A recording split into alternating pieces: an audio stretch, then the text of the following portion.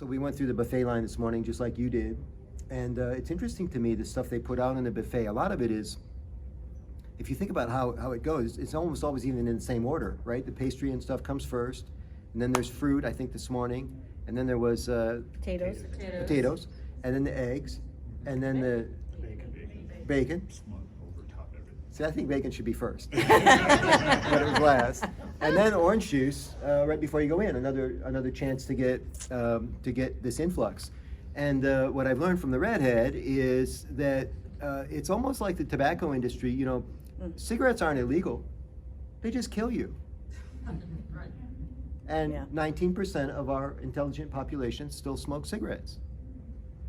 And I think this often when I go through buffet lines, when I see the pastry or the orange juice. And I used to drink a glass of orange juice every day. So this isn't to villainize anybody's habits or anything. Rene always says, because people actually pay her for food advice, and they always go, can I eat this? Can I eat this? And Renee's stock answer, I hear it a million times on Zoom and stuff, she says, you can eat whatever you want.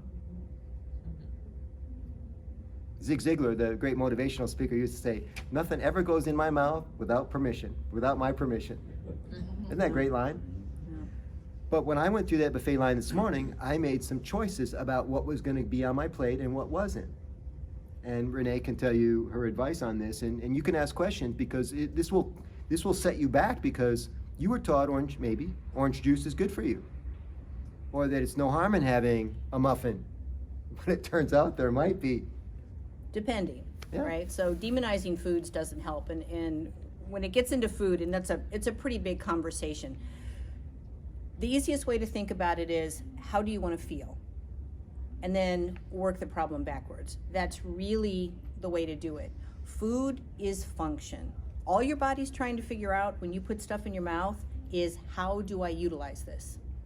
Does it serve me here, here, here, and here? It's looking for energy, right? And it's a chemical breakdown process. That's all the body's trying to do. So from a strategic standpoint, I look at, we're going to be in meetings all day long. We're going to be sitting a lot. That becomes actually quite tiring on the body. And even out of boredom, we may want to eat things that we wouldn't normally eat just because they're there, because we're a little bored, because we get a little tired sitting around, things like that. But if we start to look at, what do I need to fuel my body so that I can get through the day that I need to? Number one, you need water. Lots and lots of water. I think we all know you need to be hydrated. I rarely personally start the day with sugar ever, and that means no juice, no fruit, because it starts to send the body on a roller coaster of insulin up and down, which is an energetic thing, right? So rarely carbs, sugar, or juice in the morning. And with regard to juice, I think there was a time when juice was really healthy. If you're squeezing your own juice, I think it's got some benefits.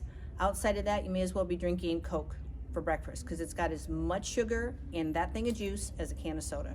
So it does not serve you. In fact, it's going to make you crash. Eat a candy bar.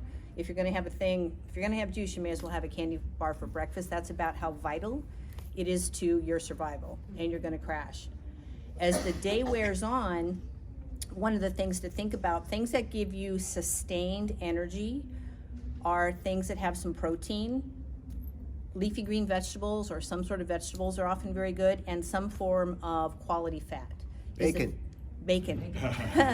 Some sort of quality fat is the thing that's actually going to carry you through, versus, are there breadsticks? Is there muffins? Is there croutons on the salad? Then there's dessert on the table. And I'm not saying don't ever have those things, but it's an understanding of what's a balanced plate based on how you want to feel and what you want to get out of your day. The foods themselves aren't necessarily bad, depending on what's in them, but all these things in combination create a vicious cycle that's just going to keep you going like this. And you don't recover from that as easily as you'd like, honestly. And it does create some other damage. Does anybody know why bacon is not, quote, not good for you? What do you think? What the sodium and nitrates used to preserve it. That's it. That's right. Because a lot of people say, well, it's grease, or it's fat, or it's meat, and none of those things are as bad as the nitrates, and poor quality bacon. Yeah.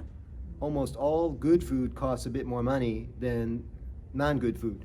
And guess what was in the buffet line this morning? Cheap stuff that's bought in bulk, right? Not the kind of stuff you'd ever want to stock your pantry with. Not to knock the hotel. Exactly. I No, mean, it's the business. It's the business that they're in.